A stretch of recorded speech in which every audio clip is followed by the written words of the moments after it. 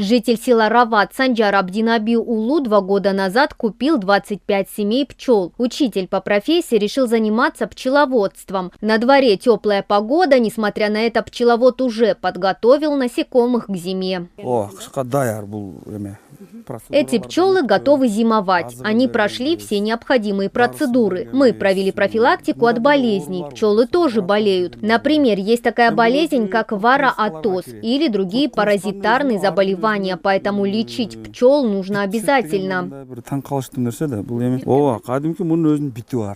Пчеловодство – это перспективная отрасль сельского хозяйства и неплохой бизнес, а содержание пасеки – полностью ручной труд. Пчеловоду нравится совмещать работу учителям и одновременно заботиться о своей жужжащей ферме.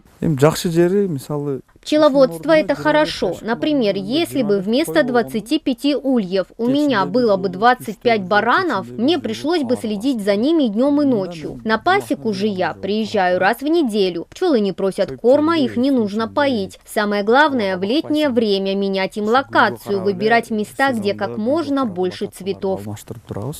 За 2 года Санджар Абдинаби Улу познал все тонкости этого дела. Первый год разведения пчел был не совсем удачным. Из-за недостатка опыта мужчина потерял практически всех пчел, но не оставил начатое. Вначале каждую семью мы приобрели за 4000 сомов. В общем, на 25 ульев ушло 100 тысяч сомов. Но зиму пережила только одна семья. Весной мы поехали в село Алыш и там приобрели 10 новых ульев. Из них мы снова получили 25 семей.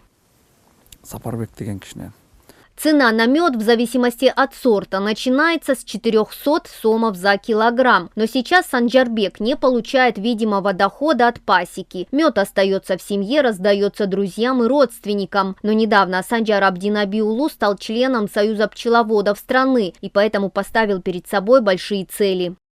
Мадина Низамова, Аделора Залив, Татыбюбю Кенджи Акунова, Эльтер, Баткенская область.